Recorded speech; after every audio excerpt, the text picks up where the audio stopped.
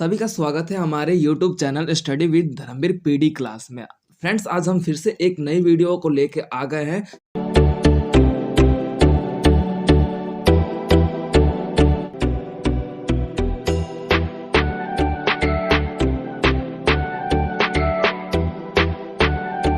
Code है BHIC 133, यानी कि भारतीय इतिहास सी 1206 से लेके 1707 तक का जो ये आपका हिस्ट्री का बुक है उसके बारे में पढ़ेंगे। तो इसका फर्स्ट चैप्टर हमने कवर अप कर लिया था। फर्स्ट चैप्टर का लिंक मैं आपको डिस्क्रिप्शन में मेंशन कर दूंगा। सेकंड चैप्टर का हम आज कवर अप करेंगे आज की क्लास में। तो हमारा सेकंड चैप्टर का जो नाम है, जिसे हम इकाई नंबर 2 के रूप में भी जान सकते हैं, दिल्ली सल्तनत की स्थापना, प्रसार और सुदृढ़ीकरण। ठीक है, तो हम पहली बात यह है कि चैप्टर के नाम के बारे में थोड़ा डिस्कस कर लेते हैं। चैप्टर का नाम जैसे कि दिल्ली सल्तनत की स्थापना। भाई, दिल्ली सल्तनत की स्थापना कैसे हुई, कौन किया दिल्ली सल्तनत की स्थापना, इसके बारे में पढ़ेंगे। और प्रसार, प्रसार का मतलब होता है फैलाव। दिल्ली सल्तनत की मतलब फैलाव कैसे हुआ। और सुदृढ़ीकरण, सुदृढ़ीकरण का मतलब होता है मजबूत कैसे हुआ, यानी कि उसमें सुधार, उसका स्ट्रॉन्गनेस कैसा आया। मान लो कि कोई भी नीति वगैरह बनाई जाती है तो इसका मतलब यानी कि नीतियों में बेहतरीन अवस्था के बारे में बात हो रहा है। ठीक है, तो अब हम बात कर लेते हैं हम चैप्टर के बारे में। तो चैप्टर का रूपरेखा जो बात कर लेते हैं, रूपरेखा यानी कि स्ट्रक्चर क्या है भाई चैप्टर का। तो पहला है हमारा 2.0 उद्देश्य। भाई, हम इसमें ये पढ़ेंगे कि दिल्ली सल्तनत का जो इतिहास है उसकी कौन कौन सी चुनौतियां आई, कौन कौन सी समस्याएं आया, उसके बारे में हम इसके उद्देश्य के रूप में पढ़ें। मंगोल की समस्याओं के बारे में पढ़ेंगे, सल्तनत कालीन व्यवस्था के बारे में पढ़ेंगे, शासन व्यवस्था के बारे में पढ़ेंगे, प्रकृति और सत्ता के आधार पर जो जानकारी प्राप्त होता है उसके बारे में पढ़ेंगे। और 14वीं शताब्दी के उत्तर और पश्चिमी और उत्तर पूर्वी के होने वाले जो प्रसार है, यानी कि बोल सकते हो कि विस्तार है, उसके बारे में पढ़ेंगे। ये हमारा उद्देश्य है। ठीक है, अब उसके बाद हमारा आ जाता है 2.1। 2.1 की बात कर ली जाए तो देखो, इसमें आपका बताया जाएगा कि जो आपकी प्रस्तावना है, प्रस्तावना यानी कि चैप्टर का इंट्रोडक्शन होता है, लाइक डेट के आपका जैसे इंट्रोडक्शन होता है वैसे ही एक चैप्टर का, हर एक चैप्टर का इंट्रोडक्शन के लिए। ठीक है, तो इसमें हम ये देखेंगे कि जो आपका बताया जा रहा है कि आपका खाना बदोश जो क्षेत्र था, जो पश्चिमी क्षेत्र था खाना बदोश का, यानी कि खाने के लिए एक स्थान से दूसरे स्थान पर जाना। उनके जो लोग थे कि भाई एक स्थान से दूसरे स्थान पर खाने की, यानी कि बोल सकते हो कि जो खाना या फिर बोल सकते हो खाद्य पदार्थ की खोज में एक स्थान से दूसरे स्थान पर जाने की प्रक्रिया को खाना बदोश कहा जाता है।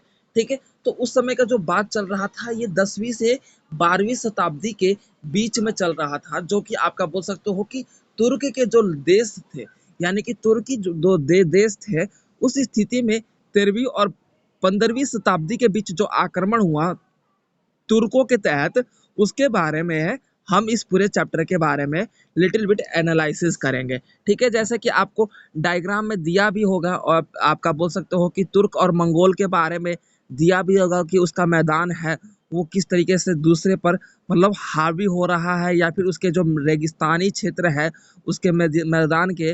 और बोल सकते हो कि ट्रांस ऑफिसियाना जो है, बोल सकते हैं कि ये जो क्षेत्र है ट्रांस ऑफिसियाना, इस क्षेत्र में क्या है, यहाँ पे डायग्राम में आप लोग देख सकते हो बहुत अच्छे से लिखा भी है ट्रांस ऑफिसियाना, जो दोनों मतलब एक दूसरे से मतलब तुर्कियामा और बोल सकते हो कि अफगानी अवस्था के रूप में यहाँ पे ये बताया जा रहा है, और मंगोल के रूप में यहाँ पे दर्शाया जा रहा है। तो ये सारी बातें आप इस मैप में भी देख सकते हैं। ठीक है, तो ये आपका प्रस्तावना है जो कि कंप्लीट होता है। अब हम बात कर लेते हैं 2.2 का, यानी कि संघर्ष एवं सुदृढ़ीकरण 2012 से लेके 2012 2000 सॉरी सॉरी सॉरी सॉरी ठीक है, तो जैसे कि यहाँ पे डेट है, मैं बता दे रहा हूँ। डेट आपका देखा जा रहा है कि 1206 से लेके 1290 तक, यानी कि जब ये संघर्ष का जो दौर था ना, जिसमें अब क्या वहाँ पे संघर्ष होते होते सुदृढ़ीकरण हुआ। अब जैसे कि मान लो कि एक छोटा सा बेबी होता है, जैसे कैसे जन्म लेता है, उसके बाद धीरे धीरे चलना सीखता है। तो ये सुदृढ़ीकरण का मतलब होता है कि नीति व्यवस्था ताकतों में वृद्धि होना, यानी कि पावरफुल होना। ठीक है, तो दिल्ली सल्तनत का जो इतिहास है 1206 से लेके 1290 तक हम देख सकते हैं जिस तरीके से यहाँ पे चुनाव चुनौती पूर्वक ये संघर्ष रहता है। इस काल की बात की जाए तो यहाँ पे अगर बात कर लेते हैं राजपूताना और राजपूत व्यवस्था का विद्रोही और बहुकेंद्रीय संघर्ष था। बहुकेंद्रीय संघर्ष का मतलब होता है कि एक मतलब बहुत से लोगों का, यानी कि क्यों कि भाई भाई दिल्ली सल्तनत पे सभी राज करना चाहते थे। दिल्ली सल्तनत का सब मतलब हासिल करना एक इनका मात्र लक्ष्य था। ठीक है, तो इसी अवस्था को लेके यहाँ पे है, अब यहाँ पे अब आ जाता है 1206 की बात कर लिए तो मुगल जो गौर मतलब मोहम्मद गौरी था, उसके मृत्यु के बाद उसके 4 सेनापति अवस्था में आगे बढ़े। एक बोल सकते हो ताजाहुद्दीन, उसके बाद यल्दुज, और उसके बाद आपका बोल सकते हैं आपका नासिरुद्दीन और आपका बुगाचा, ये आपके बोल सकते हो, और कुतुबुद्दीन ऐबक। इन सभी के बीच क्या हुआ, नाम बता दे रहा हूँ फिर से, ताजुद्दीन और आपका बोल सकते हो यल्दुज और आपका नासिरुद्दीन और कुतुबाका और आपका कुतुबुद्दीन ऐबक, ये आपके 4 हैं जी। आपके बोल सकते हो मोहम्मद गौरी के ये सेनापति थे। अब इन सेनापति के बीच मोहम्मद गौरी के मरने के बाद क्या हुआ कि भाई मैं राजा बनूंगा, मैं शासन करूंगा, मैं करना चाहता हूँ। तो इन चारों के बीच होड़ लग गया। अब जिसके तहत आपका देखा जाता है कि सबसे जो मोहम्मद गौरी का फेवरेट था वो कौन था, आपका देखा जाता है कि अगर सिंपल सा बात कर तो ऐबक था, यानी कि कुतुबुद्दीन ऐबक जो था मोहम्मद गौरी का सेनापति के अध्यक्ष में रूप में था। तो भाई मोहम्मद गौरी के मृत्यु के बाद सेनापति के अध्यक्ष के बाद ये सुल्तान बन गया। ठीक है, उसके उत्तरार्ध बन गया, यानी कि बोल सकते हो कि उसका उपाधि धारण कर लिया। अब उसके बाद दिल्ली सल्तनत पर इसका किसका राज हो गया भाई, कुतुबुद्दीन ऐबक का राज हो गया। अब देखो ये क्या है टॉपिक, संघर्ष। संघर्ष हो रहा है ना कि भाई मोहम्मद गौरी के बाद मरने के बाद उसके सेनापति के बीच क्या हुआ, लड़ाई झगड़ा होने लगा कि भाई मैं राजगद्दी पे बैठूंगा। तो इस अवस्था में क्या हुआ कि इस शासन काल में पंजाब पर अधिक कार जमाने की बात चल रही थी कि भाई मैं पंजाब के क्षेत्रों का, कि देखो जो उत्तरी दिल्ली है जो है, दिल्ली के आसपास जितने भी क्षेत्र है ना, इसको हथिया लेने का मतलब है कि भाई दिल्ली पर राज करना। ठीक है, तो यही सारी बातें, ये बात अच्छे से सबको पता था। अब उसके बाद जो कुतुबुद्दीन ऐबक जो था उसका उत्तराधिकारी हुआ उसका दामाद इल्तुतमिश। नाम देखो इल्तुतमिश, इसका मतलब इसका दामाद उत्तराधिकारी बना, क्योंकि भाई कुतुबुद्दीन ऐबक की भी मृत्यु हो जाती है, और मृत्यु कब होता है 1210 के आसपास, जैसे कि बुक में आपको दिख भी रहा होगा। ठीक है, अब उसके बाद इल्तुतमिश के यहाँ पे शासन राजधानी बनने के बाद, यानी कि बोल सकते हो कि दिल्ली की इसने क्या किया, अपनी राजधानी स्थापित कर दी 1210 में, ऐबक के मृत्यु के बाद। उसका जो दामाद हुआ इल्तुतमिश, उसने, अब इल्तुतमिश के शासन काल में चौथाई शताब्दी की बात की जाए, चौथाई शताब्दी यानी कि 1210 से लेके 1236 के दौरान में जो इसका सल्तनत रहा है, इस सल्तनत में इल्तुतमिश ने 1215 से लेके 1217 तक कुबाचा से लाहौर प्राप्त कर लिया और उसके गवर्नर के अधीन बन गया। अब देखो इल्तुतमिश ने 1215 में यल्दुज के तराइन क्षेत्र में पराजित कर दिया, यानी कि तराइन क्षेत्र में इल्तुतमिश ने यल्दुज को पराजित करके 1217 में फिर वहां पे लाहौर में अपनी राजधानी और वहां का गवर्नर बन गया। ठीक है, तो ये संघर्ष है। इस संघर्ष में आपको इनका नाम इसीलिए लिया जा रहा है क्योंकि भाई इन्होंने मंगोल के क्षेत्र को हथियाना और दिल्ली पर अपनी सत्ता और सल्तनत बनाने के रूप में, यहाँ पर इनके इतिहास के रूप में इनकी बातों को वर्णित किया गया है। ठीक है, अब उसके बाद क्या हुआ कि 1300 से लेके 1400 शताब्दी की बात कर ली जाए, 13वीं और 14वीं शताब्दी की बात कर ली जाए, तो मंगोलों के द्वारा आक्रमण किए जाने के बाद इसमें मंगोल उपस्थिति अवस्था उत्तर पश्चिमी और दिल्ली सल्तनत की इल्तुतमिश की योजना को असफल कर दिया गया, क्योंकि जो मंगोल का जो सेनापति थे भाई, उनके द्वारा क्या किया गया, इल्तुतमिश की योजनाओं को खारिज कर दिया गया, बोल सकते हो असफल कर दिया गया। अब इस स्थिति में इल्तुतमिश भड़क उठा। अब भड़क उठने के बाद क्या हुआ, 1228 के आसपास जो है मुल्तान एवं उच्च पर दो तरफा प्रहार कर दिया गया। मुल्तान एवं उच्च का जो क्षेत्र है, ठीक है, यानी कि बोल सकते हो ये बोल सकते हो इनका नाम भी रखा जाता है क्षेत्रों के इनके अनुसार। कुबाचा जो था, कुबाचा क्या है नाम था, कौन था, कौन था कुबाचा? ठीक है, तो अब यहाँ पे क्या हुआ कि सिंपल सा दिल्ली सल्तनत के उत्तर पश्चिमी से लेके वहां के अधिकारियों को और वहां पे मंदोर, जालोर और बोल सकते हो धानगीर और आपके बोल सकते हो बयाना, इन जैसे क्षेत्रों में क्या हुआ कि राजपूताना का अधिकार था। अभी राजपूताना क्या कर रहे थे भाई, इनका विरोध कर रहे थे कि हमारा शासन हमारा ही रहेगा, हमारा देश हमारा ही शासन रहेगा। आप लोग भी जानते हो कि राजपूत जो है वो आपके बोल सकते हो क्षत्रिय के रूप में जाने जाते हैं, क्योंकि देखो इन्होंने हमेशा से ना अपने ऊपर स्वयं के ऊपर ना शासन नहीं करवाया है, मतलब शासन के विरुद्ध।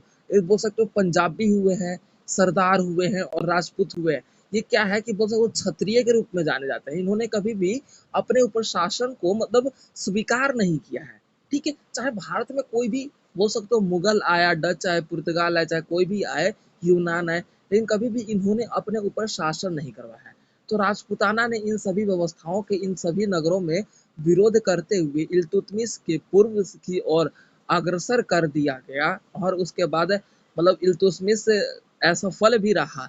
इल्तुतमिश की मृत्यु के बाद तुर्कों के मध्य जो गुजबाटी एवं कलह और अधिक तेजी से स्पष्ट होते हुए नजर आता है कि इल्तुतमिश की मृत्यु के बाद क्या हुआ, यहाँ पर अब करवट ले लेता है। स्थिति क्या होता है, मान लो कि भाई कोई स्ट्रॉन्ग राजा है, अब मान लो कि भाई मोदी जी हैं भारत में, आपने देखा कि भारत की स्थिति को कैसे कहाँ से कहाँ लेके आ गए। अब कोई अचानक से सडनली इनकी मतलब सत्ता चेंज हो जाए, अब कोई ढक्कन सा नेता आ जाए, सिंपल सा लैंग्वेज बोलूँ तो कोई मतलब किसी को सूझबूझ अच्छा, आप राहुल गांधी का नाम बहुत लेते हो विशाल, मान लो वही आ जाए, ठीक है, तो उस स्थिति में बेड़ा गर्क तो होना ही होना है। ठीक है, तो इस स्थिति में क्या हुआ कि इल्तुतमिश, हाँ, तो इस स्थिति में मृत्यु मतलब इल्तुतमिश के मृत्यु के बाद क्या हुआ कि 1235 से लेके 1265 तक का जो दौर रहा है ना राजनीति में, वो आपका बोल सकते हो कि घटनात्मक क्रम में रहा है। घटनात्मक क्रम का मतलब होता है कि उसकी पावर की स्थिति घटती हुई नजर आई है। राजनीति स्थितियां जो है वो आप बोल सकते हो कि आक्रमणकारी मंगोलों का आक्रमणकारी स्थिति में यहाँ पर कमजोर का अवस्थी देखने को मिलता है। अब उसके बाद यहाँ पे आ जाता है सिंहासन नावरोला। अब यहाँ पे क्या है कि जो सल्तनत रहा लो इच्छा शक्ति का, लो इच्छा शक्ति का मतलब होता है कि भाई हम अपनी इच्छा के अनुसार किसी से लड़ना मतलब पीछे नहीं हटते। लोहा लेने का मतलब होता है, लोहा क्या है, लोहा लेना का मतलब क्या है, आपका बोल सकते हो मुहावरा है ना लोहा लेना, यानी कि कभी भी सामने वाले का विरोध मतलब वो हमसे लड़ना चाहता है तो हम डरे ना, और लोहा लेके उसका मतलब कहने का मतलब है कि उसका डटकर सामना करना। ठीक है, तो उसके बाद आपका बोल सकते हो बलबन की मृत्यु, यानी कि यहाँ पे अब इल्तुतमिश के बाद बलबन की मृत्यु होती है। और उसके बाद सिंहासन पर आपका देखा जाता है कि फिर से संघर्ष बनकर रह जाता है। उसके बाद बलबन ने अपने बड़े पुत्र के मुहम्मद के पुत्र के खुसरो, खुसरो नाम सुना होगा, खुसरो को अपना उत्तराधिकारी बना देता है। और उसके बाद कुलीनों के बुरगरा खां के पुत्र कैबूबाद, कैबूबाद नाम है इनका, ध्यान रखना। अब इनसे इनका क्या होता है कि ये सिंहासन के रूप में सफलता प्राप्त करके अपने कार्यस्थल पर वापस आते हुए 1206 से लेके 1290 के बीच जो है आपका खलजी महत्वपूर्ण पदों का आसीन रहे। उदाहरण के लिए आपका बोल सकते हो बख्तियार खलजी। ठीक है, ये सबसे ज्यादा बंगाल के मुक्ति था अवस्था में इन्हें जाना जाता है। बख्तियार खलजी है, जलाउद्दीन खलजी जा, ठीक है, जिसे हम खिलजी कहीं पे भी लिखा होगा तो आप लोग खिलजी पढ़ते हो लेकिन खलजी है। ठीक है, राज्य में सुदृढ़ता करना जलाउद्दीन खिलजी को महत्वपूर्ण या फिर खलजी को महत्वपूर्ण माना जाता है। ठीक है, ठीक है, तो अब उसके बाद हमारा अगला पॉइंट आ जाता है, अगला जो है सब हेडिंग है 2.3 मंगोल समस्या। अब इसमें हम ये पढ़ेंगे कि मंगोल समस्या था क्या भाई।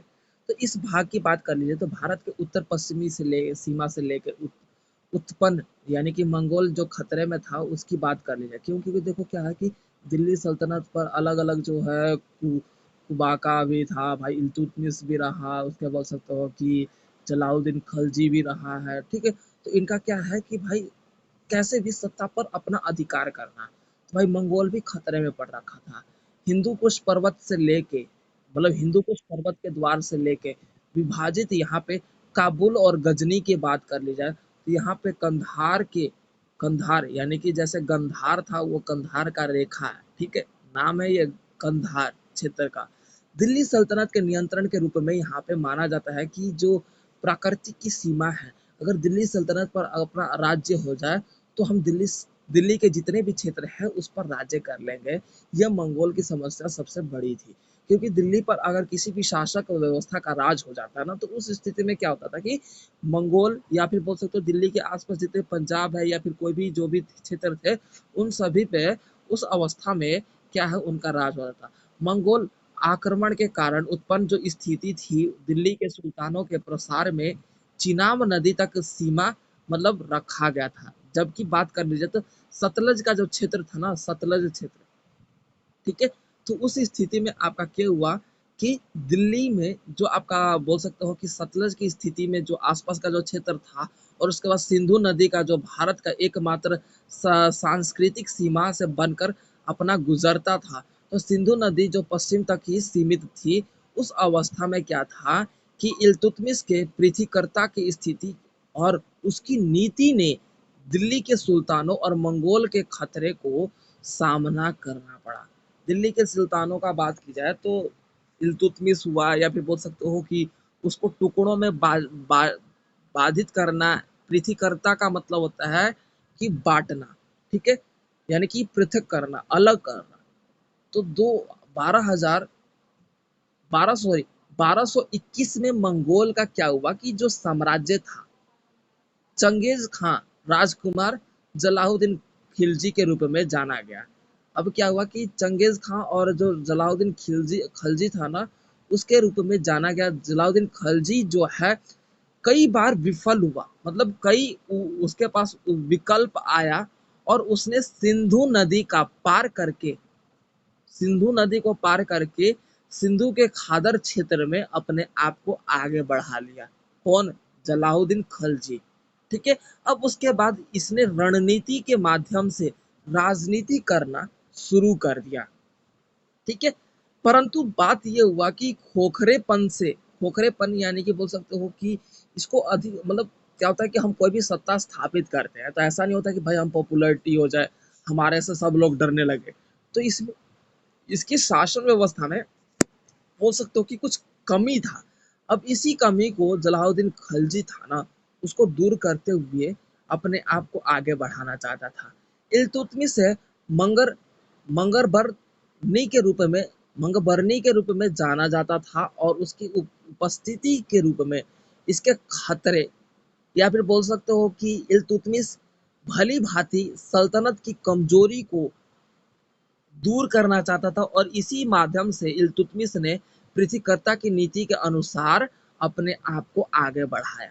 यानी कि बोल सकते हो कि भाई इस क्षेत्र में ये हो जाएगा, इस क्षेत्र में इसको स्थापित किया जाएगा, क्योंकि देखो हम हर एक क्षेत्र को कंट्रोल नहीं कर सकते। अब मान लो कि पूरे देश को कंट्रोल करने के लिए फॉर एग्जाम्पल कि 28 राज्य है, 28 राज्य में भाई मुख्यमंत्री को हटा दे, बस प्रधानमंत्री कंट्रोल कर लेगा? नहीं करेगा ना, इतना नहीं कर सकता ना। तो इसी बात को इल्तुतमिश बहुत अच्छे से समझता था। इल्तुतमिश के दरबार में बात कर ली जाए तो यहाँ पर चंगेज खां को अपने दूत के रूप में इसने भेजा और सुल्तान के सपट के रूप में चंगेज खां का जो जीवित रहा और उसकी मृत्यु जो है आपका 1227 में चंगेज खां की मृत्यु हो जाती है। इल्तुतमिश के बोल सकते हैं कि स्थितियों ने हम ये देख सकते हैं कि आगे चल के जो मंगोल की समस्या थी और ज्यादा बढ़ा दिया था। क्योंकि देखो हर एक जो शासन करता रहता है ना, अब आपने कई बार देखा होगा कि भाई गुंडे का जो पुत्र होता है गुंडा और ज्यादा बनता है, उसकी मतलब वो और ज्यादा गुंडाईगिरी करता है। मतलब कहने का मतलब जो बिगड़ा हुआ है तो वो उसका जो आने वाला बंदा है वो और भी ज्यादा बिगड़ा हुआ। तो इल्तुतमिश जिस तरीके से भाई दिल्ली पर सल्तनत करना चाहता था, राज करना चाहता था, तो इसकी भावनाओं को लेके आगे बढ़ने वाला जलालुद्दीन खलजी भी रहा। अलग अलग जो बोल सकते हो कि मंगोल को अपना आक्रमण के रूप में मंगोल को अपनाना चाहते थे, मंगोल पर राज करना चाहते थे, उसके सल्तनत पर अपना अधिकार जमाना चाहते थे। तो इसी अधिकार को लेके इसके तुष्टीकरण की अवस्था को यहाँ पर हम बखूबी देख सकते हैं। अब उसके बाद 1240 से लेके 1266 तक मंगोल का प्रथम बार भारत पर अधिकार करने के लिए नीति व्यवस्था को अपनाया जाने लगा। ध्यान रखना, ध्यान रखना, टाइम बहुत पूछ देता कई बार। 1260 से लेके 1266 तक मध्य मंगोल ने प्रथम बार भारत पर अधिकार करने के लिए, अब देखो मंगोल क्या कर रहा था भाई, अपनी शक्ति को बढ़ाने के लिए भारत पर अधिकार जमाना चाहता था कि भाई अलग अलग क्षेत्र के लोगों को अपने आप आसपास जोड़ रहा था मंगोल, ठीक है, ताकि उसका जो आक्रमणकारी स्थिति है वो मजबूत बन सके, ठीक है। तो ये आपका बोल सकते हो कि 1240 से लेके 1266 तक का टाइम पीरियड रहता है, यानी कि 1240 से लेके 1266 तक का ये टाइम पीरियड रहता है।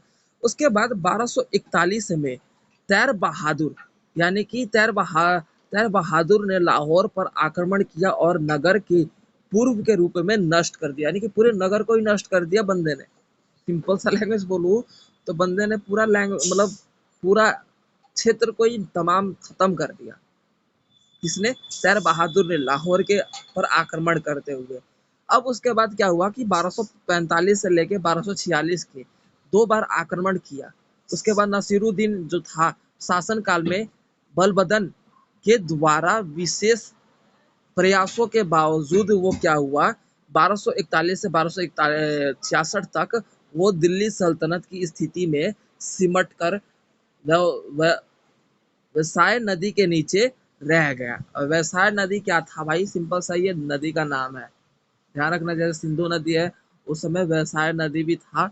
तो ये कौन था भाई, आपका देखा गया कि नसीरुद्दीन जो शासन काल रहा है उस स्थिति में यहाँ पर इसका शासन काल इतने क्षेत्र में ही सिमट कर रह गया था। दिल्ली सल्तनत की जो नीति व्यवस्था है और उसका बोल सकते परिवर्तन, बलबदन जो था, बलबदन बन बलबन जो था वो आपका देखा गया कि सत्ता काल की स्थिति में अपने आप को आगे बढ़ा रहा था। अब इसी सत्ताधारू अवस्था में बलबन ने अपने मंगोल के विरुद्ध अपने आप को कूटनीति में झोंक डाला। मतलब सिंपल सा लैंग्वेज बोला जाए ना, इस पूरे पैराग्राफ का अब तक का यही निकलाया है कि जो अलग अलग जो कूटनीति आया, इल्तुतमिश आया, जलालुद्दीन खलजी आया, बलबन आया, ठीक है, तो इनका जो एकमात्र लक्ष्य था कि मंगोल के किले को अपने अधीन करना, मंगोल के अधीन करते हुए पंजाब को हथियाना, पंजाब के सेनापति मंगोल के भारी दबाव के रूप में मतलब जाना जाता था। बलबन का पुत्र जो आगे बढ़कर मुहम्मद के प्रत्येक वर्षों तक मंगोल का विरोध करते हुए अपने सैनिकों का जो बोल सकते हो कि जनसंख्या को बढ़ा रहा था। तो ये सारी बातें आई। अब उसके बाद क्या है कि यहाँ पे मंगोल के सुल्तान की रक्षा करते हुए, 1285 में राजकुमार की मृत्यु हो गई। कौन से राजकुमार की? बलबन के पुत्र जो राजकुमार था उसकी मृत्यु हो गई 1285 में। और उसके बाद यहाँ पे देखा गया है कि 1295 में मंगोल ने दिल्ली पर अधिकार कर लिया, ठीक है। अब उसके बाद यहाँ पे मंगोल के जो क्षेत्र थे वो आगे बढ़ते रहे और 1299 में मंगोल के कुतलग व्यवस्था में अपने आप को आगे बढ़ाया और मंगोल के लगातार होने वाले आक्रमण से अलाउद्दीन को स्थापित किया गया। अब उसके बाद क्या हुआ कि 1306 और 1308 तक जो आपका बोल सकते हो कि अलाउद्दीन खिलजी को पराजय का सामना करना पड़ा। और मंगोल की जो पराजय था, एक कारण था मंगोल का सरदार दावा खां की मृत्यु। मंगोल का पराजय का कारण क्या था? मंगोल का जो शासक उस टाइम कौन था? 1306 में सरदार दावा खां की मृत्यु के बाद क्या है, मंगोल किसके अधीन हो गया? अलाउद्दीन की अधीन हो गया। क्लियर हो गया? तो अब हमारा आ जाता है 2.4, भारत में तुर्की विजय के राजनीतिक परिणाम। और इसमें ये है कि भारत में जो तुर्की विजय था ना उसके राजनीतिक परिणाम क्या था उसके बारे में बताया जा रहा है। तो यहाँ पे भारत में तुर्की विजय के कारण था कि भारत की राजनीति, आर्थिक और सामाजिक परिस्थितियों का दुर्व्यवस्था का मतलब यानी कमी, समस्या। तुर्की विजय का पहला परिणाम था कि यहाँ पर सामंती सामंती और बहुकेंद्रीय राजनीति स्थापित था। यानी कि ऐसी ऐसी राजनीति स्थापित था कि भाई यहाँ पे कोई एकमात्र लक्ष्य नहीं था, यहाँ पे एक सत्ता नहीं था। अब मान लो कि एक एग्जांपल लेते हैं कि आपके भाई है, सिंपल सा लैंग्वेज में बोला जाए, मान लो कि मतलब हम दो भाई है, एक एग्जांपल लेते हैं। हमारे पापा जी की मान लो कि सिंपल सा लैंग्वेज में बोला जाए तो 50 लाख की संपत्ति है। तो भाई अगर हम एक साथ रहेंगे तो हमारी शक्तियाँ एकजुट रहेगी। लेकिन अगर ये शक्तियाँ बट जाएंगी, यानी कि बंटवारा हो जाएगा, भाई वो 25-25 लाख हो जाएगा। देखो 50 कहाँ लाख था और अभी 25 लाख। तो इसी अवस्था में क्या था कि भारत में जो तुर्की विजय था ना, उस यही रहा है। ठीक है, तो ये क्या था, सबसे बड़ा कारण ये था कि यहाँ पे केंद्रीकरण की अवस्था कमी थी। केंद्रीकरण यानी कि मतलब केंद्र नहीं था, जिसके कारण क्या है कि भारत में तुर्की विजय की राजनीतिक परिणाम देखने को मिलता है। ठीक है, यानी कि यहाँ पे तुर्की का शासन व्यवस्था हो जाता है।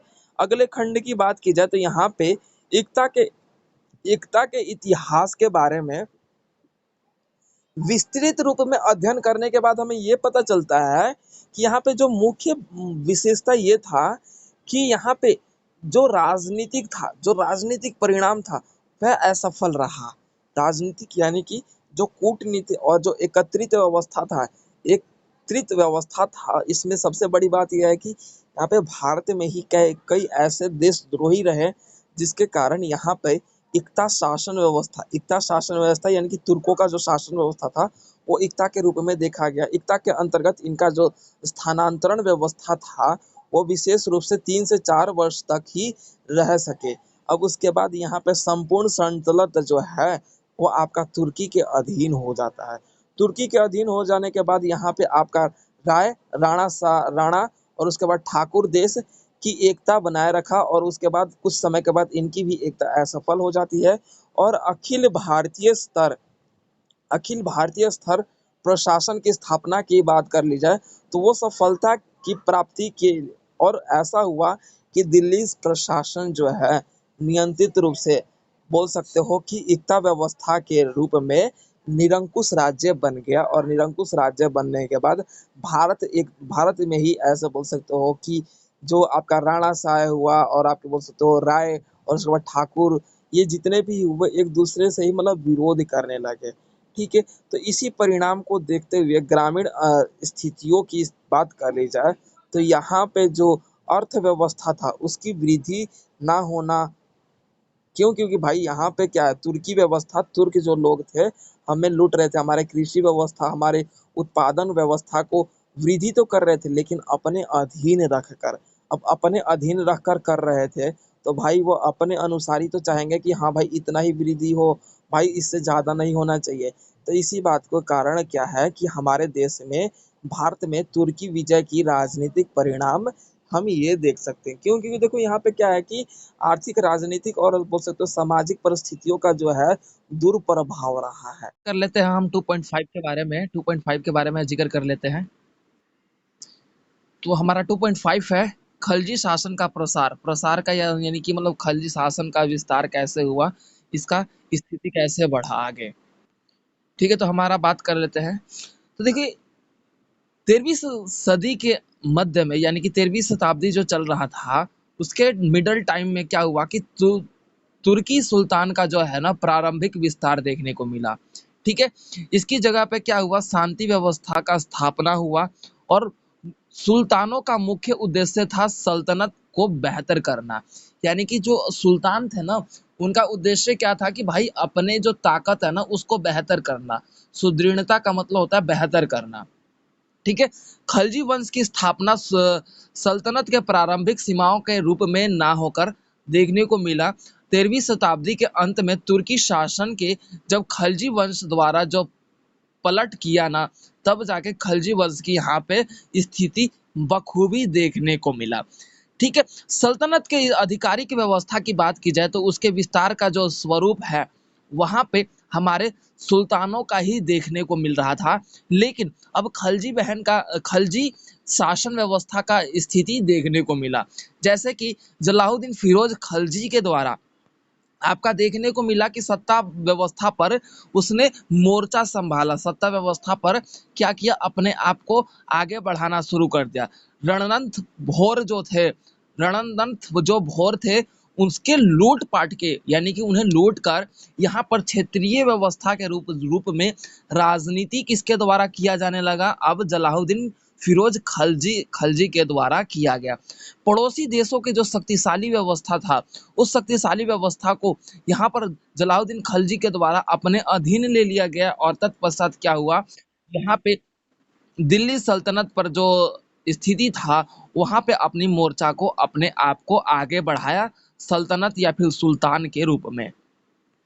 अब उसके बाद क्या हुआ, क्षेत्रीय प्रसार हुआ। क्षेत्रीय प्रसार यानी कि भाई अब जलालुद्दीन खलजी क्या था, अपना क्या कर रहा था भाई, क्षेत्रीय प्रसार कर रहा था, यानी कि दूसरे क्षेत्र को अपने अधीन कर रहा था। जाहिर सी बात है भाई, क्षेत्र अधीन हो जाएगा तो उसकी ताकत और तख्ता जो है वो और ज्यादा शक्तिशाली हो जाएगा। इसीलिए क्या कर रहा था, वो क्षेत्रीय प्रसार कर रहा था।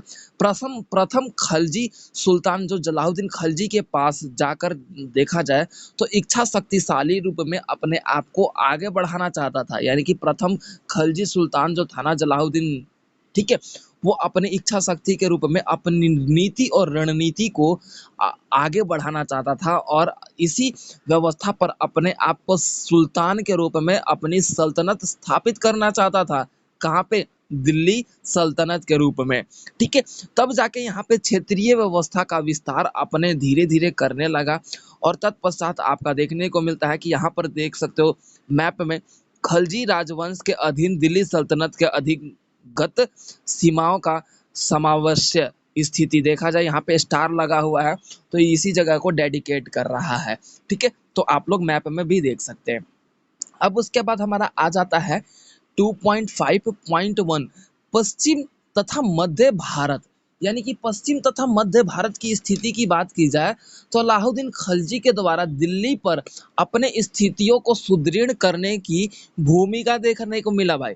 अब अलाउद्दीन जो खलजी था ना, वो दिल्ली पर राज कर रहा था और अपने नीति व्यवस्था को बेहतर करने का प्रयास कर रहा था। सुदृढ़ का मतलब होता है बेहतर करना, मजबूत करना, ताकतवर बनाना, ठीक है।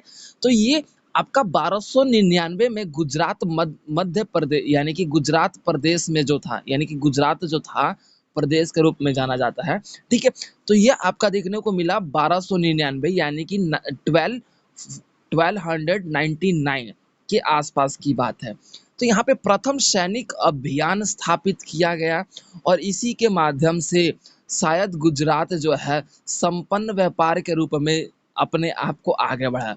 जानते हो, कोलकाता हो गया, गुजरात हो गया, तमिलनाडु हो गया, दिल्ली हो गया, मुंबई हो गया, इन क्षेत्रों में ना लूटपाट बहुत ज्यादा हुआ है शुरू से ही।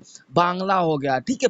जानते हो क्यों? क्योंकि ये भाई है ना, ये एक बोल सकते हो पॉपुलर क्षेत्र रूप में रहे हैं। क्यों?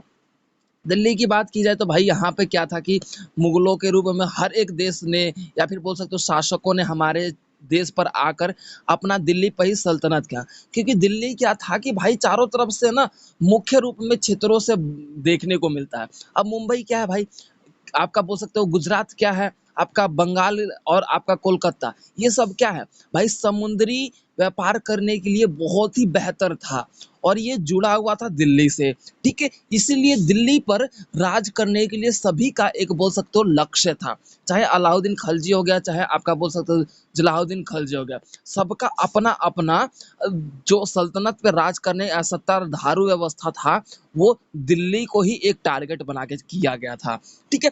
अब उसके बाद यहाँ पे संपन्नता की बात की जाए तो अलाउद्दीन के द्वारा सर्वश्रेष्ठ सेनापति जो उसके जो दो थे सेनापति, एक उलुग खां और दूसरा आपका नुसरत खां के द्वारा ही गुजरात को उसकी सल्तनत स्थापित कर लिया गया। इनके द्वारा ही गुजरात को जीत लिया गया और यहाँ पे अलाउद्दीन का नेतृत्व हो गया, ठीक है। यहाँ तक समझ में आ गया सभी को, ठीक है। अब यहाँ पे जो साम्राज्य का पश्चिम की ओर प्रसार था ना, यानी कि देखो ये टॉपिक क्या था, पश्चिम तथा मध्य भारत, ये पश्चिम तथा मध्य भारत की बात कर रहा है, ठीक है। तो साम्राज्य में पश्चिम की ओर प्रसार जो था, नियंत्रण के रूप में अलाउद्दीन ने उन 1305 में यानी कि 1305 में मालवा को अपने अधीन ले लिया। यह विशाल जो प्रदेश था, मालवा जो था ना, विशाल प्रदेश था। इसकी जो राजधानी थी मांडू से, इसके जो राजा थे वो आपके राजा राय माल महालकर देव थे। ठीक है, तो इनके द्वारा क्या है कि अपने मालवा का जो शक्तिशाली राजा के रूप में ये जाने गए, लेकिन क्या हुआ कि आपका अलाउद्दीन के आगे इनकी भी बात ना चली और ये बोल सकते हैं कि आत्मसमर्पण के रूप में जाने गए। अब तत्पश्चात क्या हुआ कि यहाँ पर आत्मसमर्पण के रूप में देखने को मिला, तो इनके द्वारा क्या हुआ कि इनकी जो स्थिति रही है सबसे ज्यादा एक देखने को मिलता है कि इन्होंने अपने आप को बखूबी 1304 से लेके 1305 के द्वारा मालवा के अधीन करने के बाद मालवा का अपने अनुसार अनुसरण करने लगे। ठीक है, लगभग दक्षिण पश्चिम में लगभग दक्षिणी पश्चिम में 80 किलोमीटर की दूरी में आक्रमण करते हुए अलाउद्दीन की सेनाओं ने 6 वर्षों तक यहाँ पर कब्जा करने का प्रसार या फिर घेराबंदी कर रखा था। अब भाई 6 वर्षों तक भाई घेराबंदी कर रखा था, जाहिर सी बात है कि उस क्षेत्र का कोई व्यक्ति नहीं अंदर जाएगा ना अंदर से बाहर जाएगा। ठीक है, तो भाई जाहिर सी बात है लाइक डेट कि हाँ लॉकडाउन ही सोच लो कि इनका लॉकडाउन ही लगा रखा था इन्होंने। तो अब भाई जाहिर सी बात है वो कब्जा ही हो गया, अधीन ही ले लिया गया। ठीक है, तो ये अलाउद्दीन खलजी के द्वारा 6 वर्षों तक किया गया था। और कहाँ पे? मालवा, यानी कि मालवा जो था विशाल प्रदेश था। ठीक है, तो उस स्थिति में मालवा को अपने अधीन ले लिया गया। अब उसके बाद क्या हुआ कि 1309 में, यानी कि 1309 में जालोर पर आक्रमण किया गया और उसके बाद यहाँ पे कन्हार देव के वध कर दिया गया और यहाँ पे जो है किले को अपने नियंत्रण ले लिया गया। अब बात कर लेते हैं हम 2.5.2 का, उत्तर पश्चिम तथा उत्तर भारत। अब देखो अलाउद्दीन द्वारा जो सत्ता प्राप्त करने के बाद अलाउद्दीन को जलालुद्दीन के परिवार द्वारा जो भाग मिला था वो मुल्तान चले गए। यानी कि देखो अलाउद्दीन अलग था और जलालुद्दीन अलग था। अलाउद्दीन को जलालुद्दीन के परिवार द्वारा, यानी कि अलाउद्दीन को जलालुद्दीन के परिवार द्वारा, यानी कि ये क्या थे? परिवार से संबंधित थे। ठीक है, ध्यान रखना, अलाउद्दीन जलालुद्दीन ये मत सोचना कि ये अलग है, पारिवारिक संबंध था इनका। ठीक है, तो अब इसमें क्या हुआ कि संभाविक अपने सत्ताधुर व्यवस्था के रूप में दोनों के बीच थोड़ा विवाद भी पैदा हुआ। ठीक है, तो इसीलिए इनका जो पारिवारिक भाग था वो मुल्तान के चले गए ताकि परिवार में जो सामंजस्य बना रहे और एकता या फिर अखंडता भंग ना हो। ठीक है, अब उसके बाद आपका देखने को मिला उलुग खां और जफर खां के मुल्तान की स्थिति में इन्हें यहाँ का कारोबार सौंप दिया गया और उसके बाद खान को बंदी बना लिया गया और सुरक्षा के रूप में दिल्ली लाया गया। ठीक है, वास्तव में सुल्तान के एक बार दिल्ली नियंत्रण कर लिया गया और वास्तव में जो यहाँ पे मुल्तान की स्थिति रही है उस स्थिति में दिल्ली को सुदृढ़ करने के रूप में यहाँ पे अलाउद्दीन को सबसे ज्यादा सर्वश्रेष्ठ माना गया। ठीक है, और यहाँ के जो शासक थे, जो यहाँ का गवर्नर था, उसके द्वारा नुसरत खां को भी सम्मिलित किया गया और रणंत भोग जाते के रूप में यहाँ पर शाही सेनाओं का जो झाइन पर अधिकार कर लेने के बाद, झाइन क्या क्षेत्र का नाम है ध्यान रखना। तो इसके बाद क्या हुआ कि यहाँ पर आत्मसमर्पण करने के बाद क्या है, अलाउद्दीन के सामने आत्मसमर्पण, रणंथ भोर जो भोर थे उन्होंने किले को घेरा और उसके बाद किले घेरने के बाद यहाँ की जो महिलाएं थी जौहर द्वारा अपनी जान दे दिया। जौहर क्या होता है जानते हो? जब पहले महिलाओं का क्या होता था कि मतलब राजपूतों का जो स्थिति था ना, उन पर कोई कब्जा कर लेता था। राजपूताना घराने की जो महिलाएं थी और उनके मतलब पति को कब्जा कर लेना, किले को कब्जा कर लेना, मतलब आत्मसमर्पण कर देना, तो वो इस स्थिति में उस राजा के द्वारा जो कब्जा किया गया है उसके अधीन ना होकर क्या होता था, अग्नि कुंड में वो क्या होता था, अपने आप को भस्मीभूत कर लिया करती थी। उसे ही जौहर कहा जाता है। ठीक है, समझ में आ गया जौहर का मतलब क्या होता है? यानी कि एक कुंड होता है, जैसे लाइक दैट स्विमिंग पूल होता है ना, स्विमिंग पूल जैसा ही एक कुंड हुआ करता था। ठीक है, आपने वो मूवी भी देखा होगा रणवीर सिंह का और दीपिका पादुकोण का। ठीक है, हाँ, पद्मावती। ठीक है, उसे ही जौहर कहा जाता है। समझ में आ गया? ठीक है, तो उसे जौहर कहा जाता था। अब उसके बाद क्या हुआ, अलाउद्दीन ने 1303 में चित्तौड़ पर भी आक्रमण किया। भाई भाई चित्तौड़ का जो किला है ना उस पे भी आक्रमण किया अलाउद्दीन ने।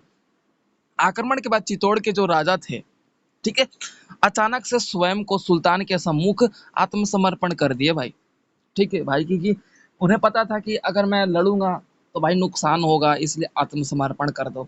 उत्तराधिकारी युवराज के खिज्र खां को अपने क्षेत्र का गवर्नर नियुक्त कर दिया, यानी कि उसके मतलब खिज्र खां को वहां का गवर्नर नियुक्त कर दिया। लेकिन शीघ्र ही किले के चित्तौड़गढ़ पर शासन का मालदेव को सौंप दिया गया और अलाउद्दीन शासन के अंत में दिल्ली के प्रति वफादार बना रहा। यानी कि देखो, ये क्या है, चित्तौड़ का जो राजा था उन आत्मसमर्पण करने के बाद उसने मतलब इसकी वफादारी अपनाई। ठीक है, यानी कि अलाउद्दीन खिलजी का जो है वफादार बनकर रहा। ठीक है, जब वो गवर्नर बना दिया गया उसके द्वारा भी। अब उसके बाद क्या हुआ, अब बात कर लेते हैं हम 2.5.3 दक्कन एवं दक्षिण की ओर प्रसार। यानी कि अब क्या हुआ कि यहाँ पे दक्कन और दक्षिण की ओर प्रसार की बात कर ली जाए तो यहाँ पे दक्कन में सैनिक अभियान के नेतृत्व में काफूर को सौंप दिया गया। यानी कि सैनिक अभियान नेतृत्व यहाँ पर काफूर को नेतृत्व में सौंप दिया गया। और अगर बात कर लेते हैं देवगिरी में सबसे पहले 1296 में अलाउद्दीन खिलजी बड़ा गवर्नर था। देखो अब अलाउद्दीन खिलजी का एक मतलब बायोडाटा रूप बता रहा है। लूट के शिकार में उसने अपने आप को दक्कन का सैनिक अभियान के रूप में योजना बनाया और 1306 में से लेकर 1307 तक राय रामचंद्र देव के विरुद्ध अपने आक्रमण का मोर्चा संभाला। ठीक है, तो दक्कन के सैनिक में काफूर को उसने सौंप दिया। और उसके तत्पश्चात क्या हुआ कि रामचंद्र ने थोड़े से विरोध में अपने आप को व्यक्तिगत सुरक्षा की आवश्यकता मिलने पर शाही सेनाओं का सामूहिक रूप में आत्मसमर्पण कर दिया। किसने कर दिया भाई आत्मसमर्पण? अलाउद्दीन खिलजी के सामने जब दक्कन पे भी इसने अपना मोर्चा संभाला तो रामचंद्र देव ने। ठीक है, अब उसके बाद मलिक काफूर के द्वारा देवगिरी अभियान को भी यहाँ पे चालू किया गया। किसके द्वारा? मलिक काफूर। ठीक है, उनके द्वारा भी देवगिरी अभियान चालू किया गया। सुल्तान ने दक्षिण प्रायद्वीप पर सैनिक आक्रमणों का उत्तराधिकारी के रूप में इसे सौंप दिया गया। ठीक है, उत्तराधिकारी बना दिया गया कि भाई तुम सैनिकों का उत्तराधिकारी करो, यानी कि सैनिकों का तुम मतलब आदेश दो, उनसे पालन करवाओ अपने आदेश का। ठीक है, मतलब सैनिक जो लड़ रहे हैं भाई उनका देख रेख करो और उनको आज्ञा दो कि कहाँ से कब युद्ध छेड़ना है, कैसे गुट बनाना है। इस तरीके का अभियान के लिए इसे छेड़ बोल दिया गया। अब उसके बाद जनवरी 1310 के मध्य में शाही सेनाएं वारंगल के समीप पहुंचे और वारंगल क्षेत्र के समीप पहुंचे और 14 फरवरी 1310 में काफूर के किले पर आक्रमण कर दिया गया। और तत्पश्चात क्या हुआ कि यहाँ पे कौन आत्मसमर्पण कर दिया गया? राय रुद्रदेव के द्वारा भी आत्मसमर्पण कर दिया गया। भाई आत्मसमर्पण इसलिए किया जाता है ना कि भाई सामने वाले को दिख जाता है कि हाँ भाई वो मैं उससे जीत नहीं सकता। अब लड़ेंगे तो भाई नुकसान मेरा भी होगा, उसका भी होगा, लेकिन हार तो मेरी ही होगी, मैं बर्बाद हो जाऊंगा। इससे बढ़िया है कि चलो भाई गुलाम रह के मतलब उसके नेतृत्व में रहकर कहीं ना कहीं जिंदा तो रहेंगे, तो इसलिए आत्मसमर्पण कर दिया जाता था। ठीक है, और कई सुल्तान ऐसे भी थे तो जो भाई अपने आत्मसमर्पण को मतलब ऐसा सोचते थे जैसे कि हम किसी की गुलामी कर रहे हैं। तो इसलिए कई मतलब सुल्तानों को भी अपने रूप में उन्होंने आत्मसमर्पण नहीं किया था। ठीक है, अब यहाँ पे वारंगल के रूप में यहाँ पे शानदार सफलता प्राप्ति के बाद यहाँ पर शाही सेना ने 20,000 घोड़े 100 हाथी के अपार भंडार, हीरे जवाहरातों के लदे 1000 ऊंटों की लूट प्राप्त किया और उसके तत्पश्चात यहाँ पर अधिग्रहण कर लिया। अधिग्रहण यानी कि मतलब आधा खुद मतलब बोल सकते हो कि बिना उसके आज्ञा अनुसार सारे माल को जब्त कर लेना। यानी कि बोल सकते हैं ना, जैसे आप लोगों ने देखा होगा हड़प हाँ जी, हाँ जी, हड़पना बोल सकते हैं। लाइक दैट, जैसे कि एरोप्लेन को हाईजैक नहीं कर लेते कि भाई हमारा अधिकार हो गया, ठीक है? तो हाँ, ठीक है, तो वही हो जाता है अधिग्रहण का मतलब। अब उसके बाद क्या हुआ ना कि शाही सेना में दिल्ली वापस लौट आए कौन भाई? आपका अलाउद्दीन खलजी।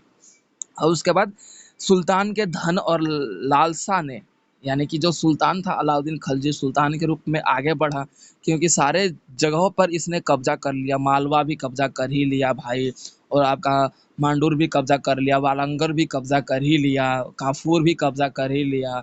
ठीक है, तो मतलब हर एक क्षेत्र में इसने अपना आधिपत्य आगे बढ़ा दिया। ठीक है, दक्कन में भी अपना कब्जा कर ही लिया। ठीक है, तो इसने क्या किया, अब वापस भारत भाई दिल्ली आ गया। दिल्ली आने के बाद सुल्तान को जो है धन की लालसा अब कोई सीमा ना था। सीमा ना होने का मतलब यानी कि निश्चित सीमा ना था। भाई वो और ज्यादा धन के, अब उसके बाद मंगोलों पे खतरा मंडराने लगा। देखो क्या है ना, मतलब मंगोलों पे खतरा अब मंडराने लगा। उनकी सुरक्षा को फलस्वरूप विंध्याचल के उत्तर में यहाँ पे संपूर्ण भूभाग के अधीन करने का उसने अपने मतलब दिमाग में ये बात लाया। राजा के दृष्टिकोण में अब क्या है, वालंगन से और आगे दक्षिण, उसने दक्षिण की ओर आगे बढ़ने लगा। वालंगल के आगे दक्षिण। ठीक है, और उसके बाद मलिक काफूर को बार बार शाही सेना का नेतृत्व सौंपा गया, और उसके बाद काफूर में लगभग 500 हाथी सहित सोने और जवाहरातों को प्राप्त करने के आदेश दे दिया उसने, कि भाई जितने भी ये 500 हाथी हैं इस क्षेत्र में, दक्षिण की तरफ कोई और क्षेत्र था, 500 हाथी थे, सोने और जवाहरात थे, तो उसे भी कब्जा करने का आदेश उसने दे दिया। किसने दिया भाई? का मलिक काफूर। क्यों? क्योंकि उसका जो गवर्नर उसने बना रखा था कहाँ का, आपका बोल सकते हो दक्कन का। ठीक है, अब उसके बाद क्या हुआ, दक्षिणी क्षेत्र में इसने अपनी मंडली को आगे बढ़ाने का प्रयास किया, और उसके बाद फिर अपने पांड्य शासक सुंदर व्यवस्था के रूप में इन्होंने मलिक काफूर को, जो कोष के रूप में देखा गया कि हाथियों पर अधिकार कर लिया गया, और कुल संख्या के रूप में देखा जाए तो 512 हाथियां, 5000 घोड़े, 5000 घोड़े और 500 मन अमूल्य हीरे जवाहरात थे। मन अमूल्य हीरे जवाहरात का मतलब होता है कि किसका कोई मूल्य ना हो। ठीक है, अब उसके बाद अलाउद्दीन के खलजी के दक्षिण सैनिक अभियान का उद्देश्य छेड़ा गया, और उसके तत्पश्चात दिल्ली के सुल्तान में एक औपचारिक मान्यताओं के रूप में जीवन पर नुकसान अधिक से अधिक रहा, और अपने आप को अलाउद्दीन खलजी ने शुरू से अंत तक मतलब दूसरे पर कब्जा करते हुए, देखो इसकी कब्जा करने की स्थिति थी ना कि मतलब ये चाहता था कि भाई सब मेरे नेतृत्व में चले, ऐसा नहीं कि भाई इसका मार धाड़ का था। ठीक है, अब देखो जहां पर भी कब्जा किया, वहां के जो मतलब राजा था या फिर सुल्तान था, वहां का उसे गवर्नर बना भी देता था। अब देखो आपका मलिक काफूर जो था, दक्कन का मतलब बोल सकते हो कि नेतृत्व कर रहा था भाई। ठीक है, भाई दक्कन का उसने अपने अधीन कर लिया, लेकिन मलिक काफूर को वहां का गवर्नर भी तो बना दिया। तो अलाउद्दीन खलजी चाहता था कि भाई मेरे नेतृत्व में सब चीज हो, तू अपने अनुसार ना चल, लेकिन मेरे नेतृत्व में रहे। तो मलिक काफूर के वहाँ पे मदार के लौटने के बाद यहाँ पर क्या हुआ, दक्कन में घटित हुआ, और अधिग्रहण की जो भूमिका थी उन्होंने शुरू से अंत तक रखा। अलाउद्दीन के मलिक काफूर का विद्रोह, अब देखो क्या है कि अब यहाँ पे मलिक काफूर को इस विद्रोह को कुचलने के लिए भेजा गया था। जब उसके विरोध अलाउद्दीन खलजी के प्रति कोई विरोध कर रहा था, तो वो मलिक काफूर उसका क्या कर रहा था भाई, उसे समाप्त करने का मतलब उसको ही अधिकार था। मतलब बोल सकते हो लाइक दैट बॉडी गार्ड के रूप में मलिक काफूर अब काम कर रहा था अलाउद्दीन खलजी का।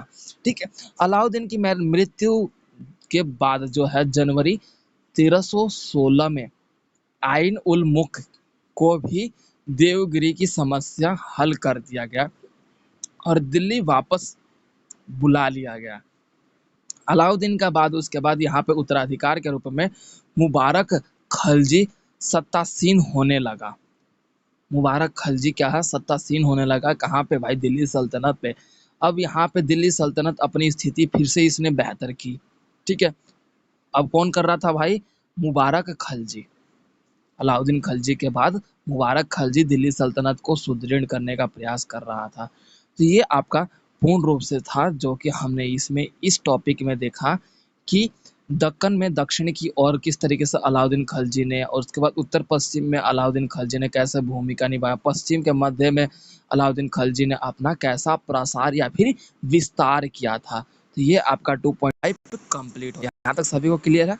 नेक्स्ट सब हेडिंग की, तो हमारा नेक्स्ट सब हेडिंग है आपका 2.6 तुगलक शासन का प्रसार। यानी कि अब हम तुगलक शासन के प्रसार के बारे में पढ़ेंगे कि उसके फैलाव के बारे में पढ़ेंगे। तो सबसे पहले तुगलक वंश जो है, दिल्ली के जिस समय सत्ता में आया था तुगलक वंश, उस समय क्या था, गियासुद्दीन तुगलक ने 1320 में दिल्ली के सिंहासन को प्राप्त कर लिया। गियासुद्दीन कौन था, मालवा का द्वितीय सुल्तान था। जो मालवा था ना, उसका दूसरा सुल्तान गियासुद्दीन तुगलक बना था। ठीक है, अब उसके बाद क्या हुआ कि यहाँ पे अपनी राजनीति अर्थव्यवस्था का मतलब यह है कि अपने सारी व्यवस्थाओं को, अपने तौर तरीके को, अपने अर्थव्यवस्था को उसने स्थापित किया।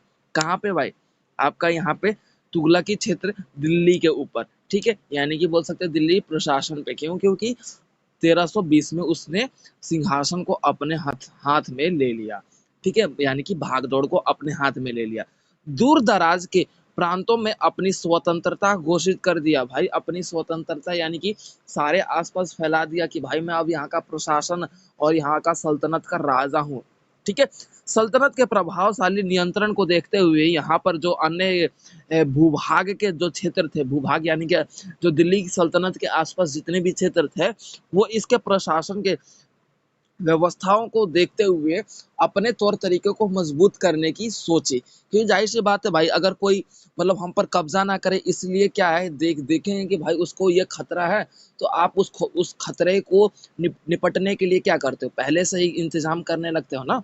तो ठीक उसी प्रकार से हुआ। आसपास के जितने भी भूभाग केंद्रीय क्षेत्र थे ना, उन्होंने एक दूसरे की शक्तियों को आगे बढ़ाना या फिर शक्तिशाली करना शुरू कर दिया था। उसके तत्पश्चात यहाँ पे गियासुद्दीन ने अपना ध्यान आर्थिक और प्रशासनिक तौर तरीके के सुधारने के ऊपर किया था। भाई देखो, इसने क्या किया कि दिल्ली सल्तनत में तो 1320 में शासन पे राज किया। उसके बाद यहाँ पर जो तौर तरीका था, अब उस स्थिति में यहाँ पर क्या किया, अपने प्रशासन को बेहतर करना और यहाँ पे सुधार लाने की स्थिति को देखने लगा। ठीक है, अब उसके बाद क्या हुआ कि यहाँ पे जो पुनर्निर्माण की स्थिति की व्यवस्था स्थापित हो गई। भाई आर्थिक मजबूती तो करना चाहा, लेकिन सबसे बड़ी कमजोरी क्या आ गई कि भाई यहाँ पे अब साम्राज्य का पुनर्निर्माण। भाई पुनर्निर्माण का मतलब होता है दोबारा से निर्माण करना। मान लो कि किसी का घर बना है, अब मान लो कि वो घर मतलब थोड़ा कमजोर है, उसको मेंटेनेंस, तो भाई पुनर्निर्माण यानी कि दोबारा से उस घर का निर्माण प्रोसेस। ठीक है, तो अब इस स्थिति में क्या हुआ कि इसके ऊपर गियासुद्दीन के ऊपर क्या हुआ, अर्थव्यवस्था थोड़ी कमजोरी रूप में देखने को मिला। अभी तो इसने अपनी अर्थव्यवस्था को सुधारने का बस महज प्रयास किया था, लेकिन ये एक बोल सकते हो कि समस्या उत्पन्न होकर इसके सामने प्रकट हो गई। ठीक है, यहाँ तक सबको समझ में आ गया। अब उसके बाद हमारा आ जाता है 2.6 दक्षिण भारत। दक्षिण भारत की बात कर लेते हैं तो दक्षिण भारत की जो राजनीति अर्थव्यवस्था है, संतोषजनक नहीं था। संतोषजनक का मतलब यानी कि दक्षिण भारत में जितने भी शासक थे ना, वो संतोष से पूर्वक नहीं थे, यानी कि लालची शासन थे। अलाउद्दीन के प्रभुत्व के स्वीकारी व्यवस्था में यानी कि दक्षिण भारत में भी अलाउद्दीन की यहाँ पे स्थिति देखने को मिलती है।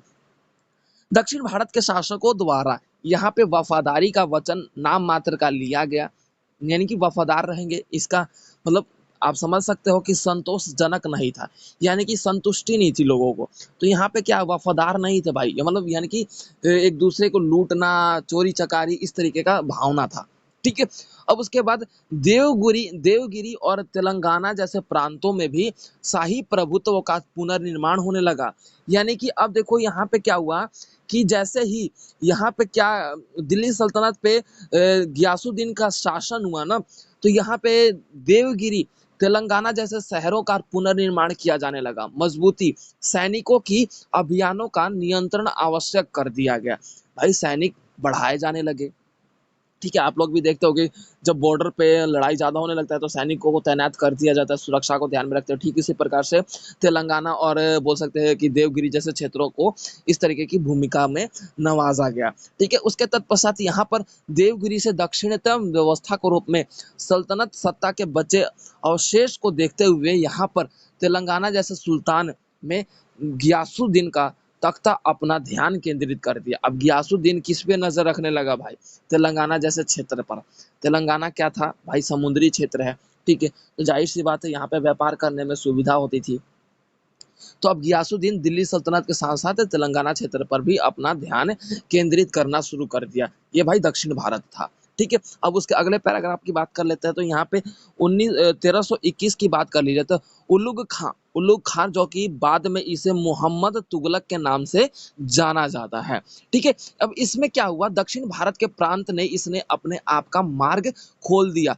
मार्ग के बिना बड़ी बाधा के रूप में यहाँ पे वारंगलन जो पहुंचकर इसने अपने दो सैनिक घेराबंदी के रूप में कर दिया। यानी कि जैसे घेराबंदी हुआ था ना 4 हफ्ते, आपने पिछले पैराग्राफ में देखा था।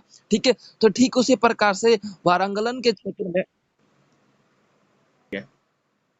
ठीक है, तो अभी यहाँ पे घेराबंदी के बाद क्या हुआ कि यहाँ पे प्रत्येक 4 या 5 माह, यानी कि 5 और 4 महीने वहां का शासन राय रुद्र जो था, यानी कि शासक जो था यहाँ पे राय रुद्र, इसने क्या किया, अनंत में अतंत में जो अब बात कर लेते हैं, इसने समर्पण कर दिया। ठीक है, अब उसके बाद इसकी विद्रोह की क्षमता समाप्त हो गई। अब उसके बाद यहाँ पे किले के रूप में अधिकार स्थापित कर दिया गया और किले को लूटा गया, तोड़-फोड़ किया गया और राय को गिरफ्तार कर सुरक्षित दिल्ली लाया गया। अब यहाँ पे राय को गिरफ्तार यानी कि किसका? राय रुद्र, जो आपका देखा जाता है कि कहाँ का शासक था, वारंगलन का शासक था, जो कि अब इसे दिल्ली गिरफ्तार करके लाया गया। उसके बाद वारंगल के जो क्षेत्र थे अधिग्रहण करते हुए सभी सल्तनत को गियासुद्दीन ने अपने हाथ में ले लिया। तो ये था आपका दक्षिण भारत का इतिहास का प्रशासक। ठीक है, अब बात कर लेते हैं पूर्वी भारत। पूर्वी भारत की बात कर लेते हैं तो पूर्वी में कई सैनिकों की घुसपैठ देखने को मिली। यहाँ पे दक्षिणी क्षेत्र का युद्ध व्यवस्था परिणाम देखने को मिला। शाही सेना वारंगलन पर आक्रमण कर अपने समय जो उड़ीसा का जो स्थिति है, जाजनगर, उड़ीसा में एक जाजनगर का क्षेत्र है, जाजनगर नाम से। ठीक है, तो वहाँ का जो शासक था ना भानुदेव द्वितीय ने वारांगलन नरेश राय रुद्र, अब देखो राय रुद्र का नाम पूरा क्या था? नरेश राय रुद्र।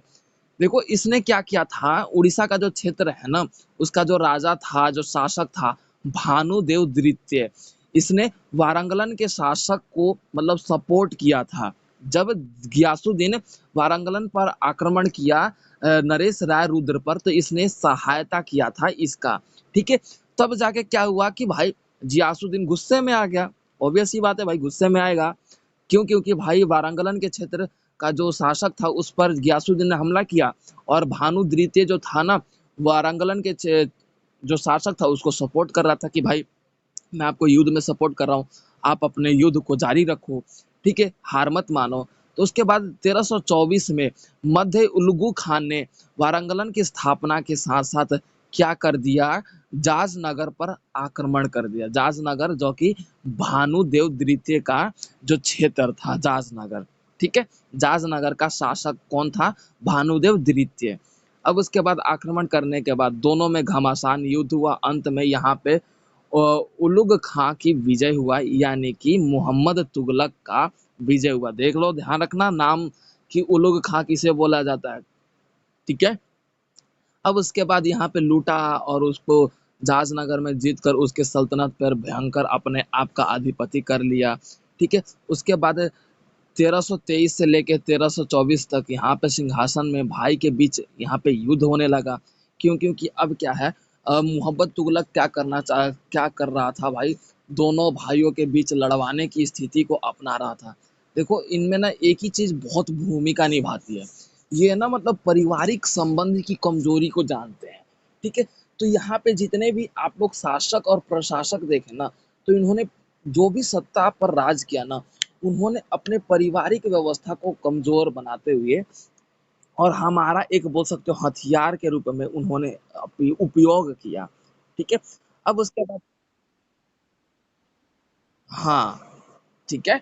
तो ठीक उसी प्रकार से यहाँ पे वारांगलन के क्षेत्र में भी ऐसे ही हुआ कि दोनों भाइयों के बीच यहाँ पे युद्ध की स्थिति अपनाने लगे और क्या है, सत्ता को लेके वहाँ पे लड़ाई करवा रहे थे। तो ये था आपका पूर्वी भारत। अब बात कर लेते हैं 2.6.3 उत्तर पश्चिम तथा उत्तर।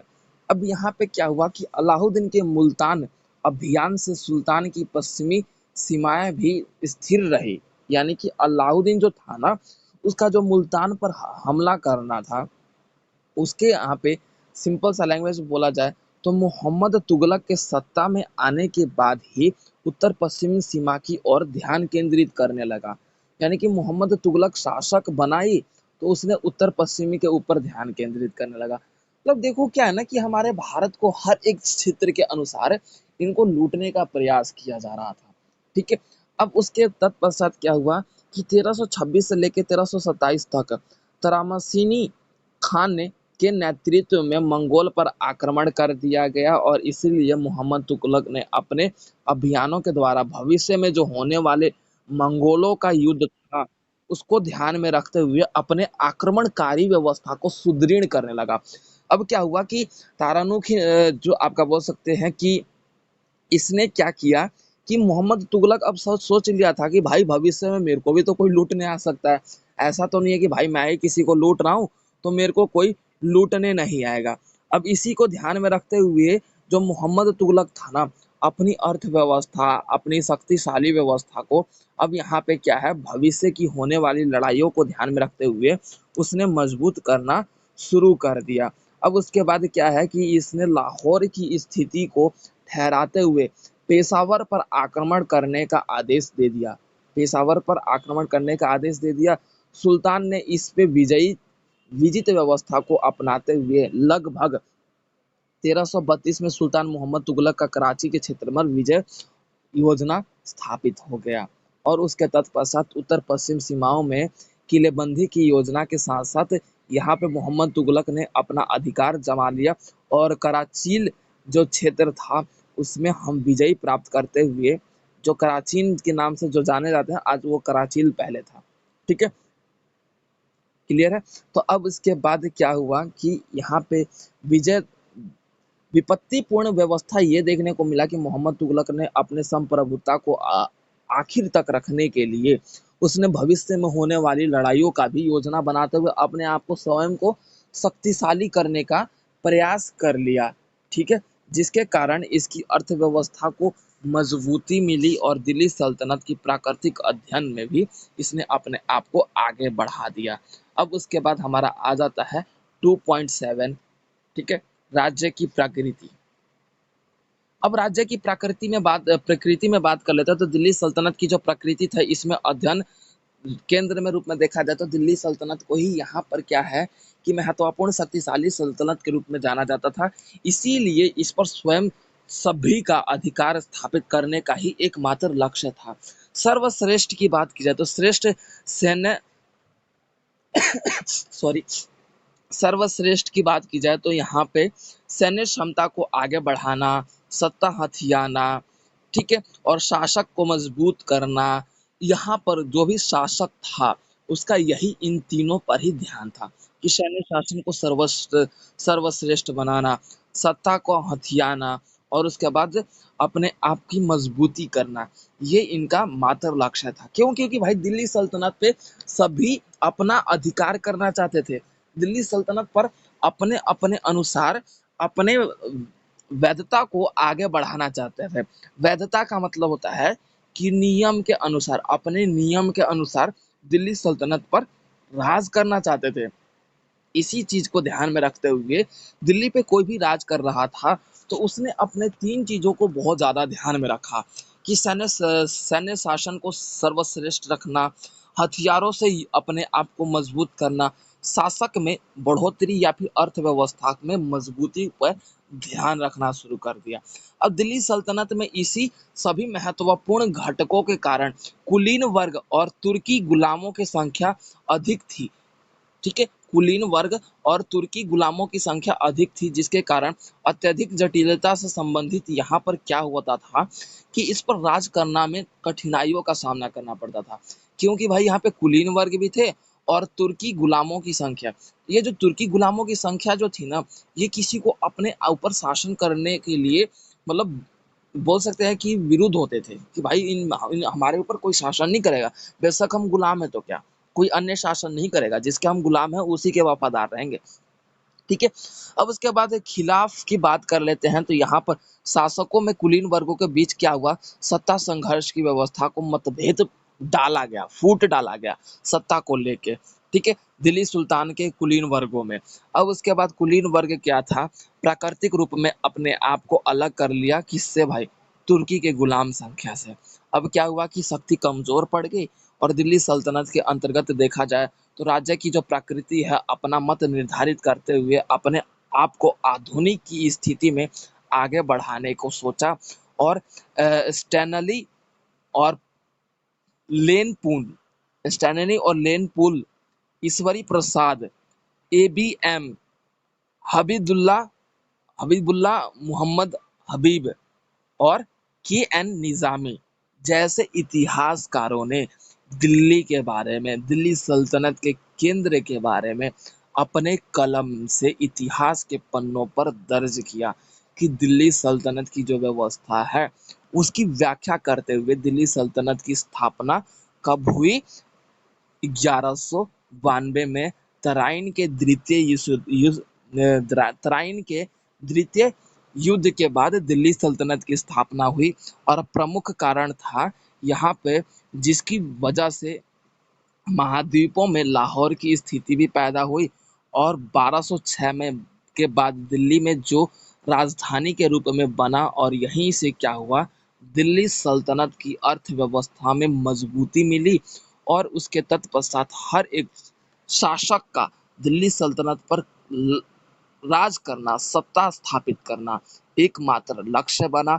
और उसके तत्पश्चात क्या हुआ कि 1192 में पृथ्वी चौहान की हार होने के बाद तराइन का द्वितीय विश्व युद्ध समाप्त हो गया और उसके बाद यहाँ पे हर एक क्षेत्र में दिल्ली सल्तनत को सुदृढ़ करने का प्रयास किया गया और उसके आधुनिकीकरण शोधकर्ता के अनुसार यहाँ की व्यवस्था को बेहतर किया गया, केंद्रीय राजनीति को सत्ता में लाया गया, वास्तव में यहाँ की शक्ति को मजबूत करने का प्रयास किया गया, नौकरशाही व्यवस्था को खत्म किया गया और राजकीय और राजनीतिक व्यवस्था का विखंडन करते हुए प्रशासनिक तौर तरीके और शासन व्यवस्था को सुल्तान के अनुसार चलाने का आज्ञा दिया गया, निर्देश दिया गया।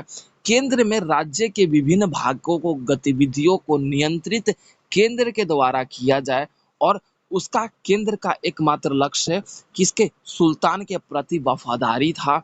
और यही कारण था कि इसी के दृष्टिकोण के अनुसार यहाँ पे जितने भी अब आए, इब्न बतूता जो था, बोल सकते हैं एक पर्यटक था जो 14वीं शताब्दी में आया था। उसने दिल्ली सल्तनत के आर्थिक और बोल सकते हो कि इस प्रकार की नीतियों का निरीक्षण करते हुए यहाँ पर अलग अलग सूफी संत भी आए और अलग अलग जो विदेशी चीनी यात्री भी आते गए और इन्हीं सभी यात्राओं के माध्यम से दिल्ली सल्तनत का अध्ययन इनके द्वारा किया गया। और उसके बाद उपमहाद्वीप के रूप में जो हमारा राज्य, हमारा जो क्षेत्र रहा, उनके रूप में यहाँ पर पर्यटक करना कितना आसान रहा। दिल्ली सल्तनत एक एकत्रित व्यवस्था में एक इकाई के रूप में ना होकर यहाँ पर साम्राज्य का जुड़ाव दिल्ली के रूप में रहा। इसी व्यवस्था को ध्यान में रखते हुए सभी इतिहास और लेखक और यात्री गणों के रूप में इन्होंने दिल्ली को एक ऐसा सल्तनत के रूप में, एक बोल सकते हैं एक ऐसा शासन स्थान के रूप में आगे बढ़ाया गया जो कि अगर दिल्ली पर किसी का राज हो जाने के बाद पूरी भारतीय व्यवस्था या फिर पूरी सल्तनत पर राज स्थापित हो जाएगा। ये अपने इतिहासकार के रूप में अलग-अलग इतिहासकारों ने अपने तर्क के साथ अपने इतिहास पन्नों में लिखना शुरू कर दिया।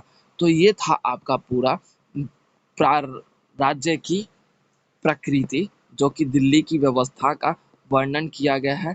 तो ये हमारा अब कंप्लीट होता है। अब हम बात कर लेते हैं 2.8 सारांश। सारांश के रूप में देखा जाए तो इस चैप्टर में हमने जो पढ़ा उसका छोटा सा अंश के रूप में देखा जाए तो हमने देखा तुर्की का आक्रमण के समय भारत का एकीकृत व्यवस्था और बोल सकते हैं मोहम्मद गौरी की स्थिति में, और यहाँ पे मोहम्मद तुगलक की स्थिति देखने को मिला, और उसके बाद प्रशासनिक तौर तरीके के कुलीन वर्गों की व्यवस्था देखने को मिली, और तुर्की के जो आपके बोल सकते हैं कि गुलाम थे उनकी व्यवस्था देखने को मिली, और दिल्ली सल्तनत पर राजकीय व्यवस्था का इब्न का बतूता इब्न व्यवस्था देखने को मिला, और अलग अलग इतिहासकारों की स्थिति भूमिका देखने को मिली, और दिल्ली सुल्तानों की सभी प्रयास के रूप में यहाँ के अपने अपने सत्ता को बरकरार रखने का प्रयास इन सभी के द्वारा किया गया। तो ये था आपका पूरा टू चैप्टर नंबर 2 जो कि अब कंप्लीट होता है।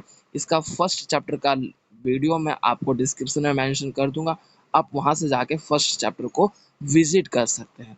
ओके स्टूडेंट्स, क्लियर हो गया? तो हम मिलते हैं अपने नेक्स्ट सेशन में नेक्स्ट क्लास के साथ।